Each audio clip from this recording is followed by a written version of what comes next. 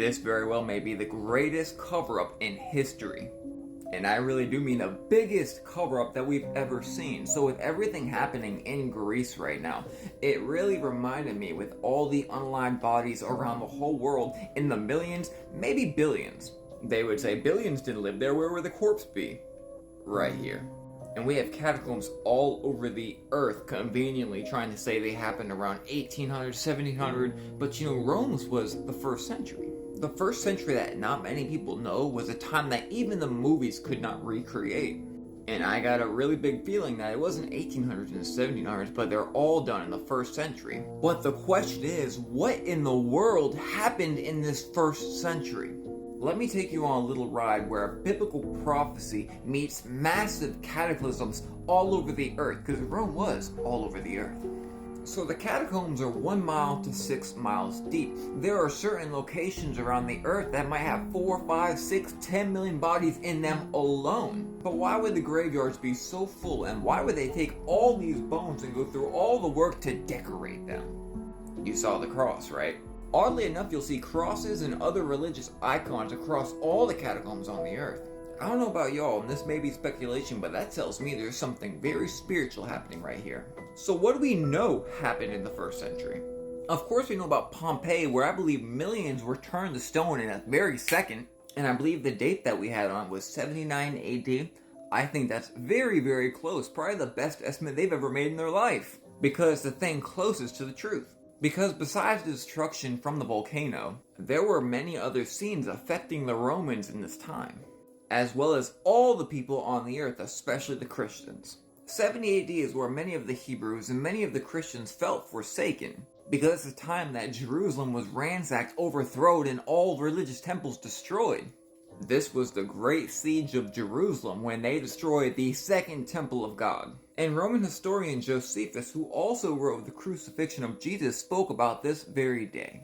Josephus wrote in his manuscript Antiquity of the Jews that 1.1 million Hebrews were unalived in Jerusalem alone.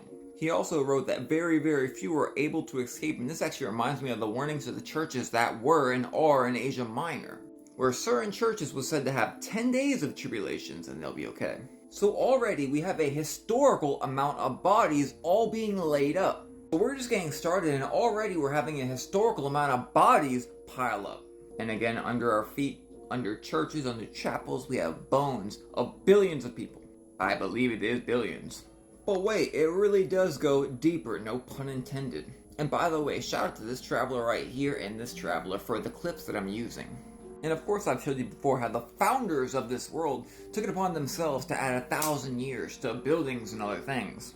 So when I tell you I don't trust their dates, I mean it, but we can see historical evidence that their dates happened at maybe different times. So for instance, when the sun went dark for 18 months in 536 AD, this worldwide event was actually recorded by Procopius in the History of the Wars. But let me show you what he wrote. Scientists try to say that it was a volcano which erupted, which, we had Pompeii. But let me show you what this first-hand eyewitness has to say about this. During this year, the dread portent took place, for the sun gave forth its light without brightness, like the moon. So for over a year, the sun was like the moon, losing about 2/3 of its brightness. It seemed exceedingly like the sun was in an eclipse, for the beams it shed were not clear as such, nor accustomed to be shed.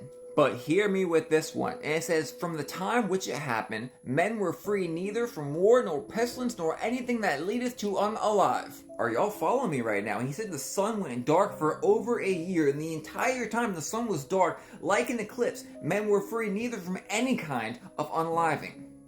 Are y'all thinking what I'm thinking? So with the siege of Jerusalem and the sun going dark, which I believe happened at the same exact time, we had all these bodies pop out of nowhere, and they had to, who knows, put them underground for some reason. And we also see the eye for detail and the religious themes that we have along with all these unalived bodies. Maybe it's because the spirit went somewhere, huh?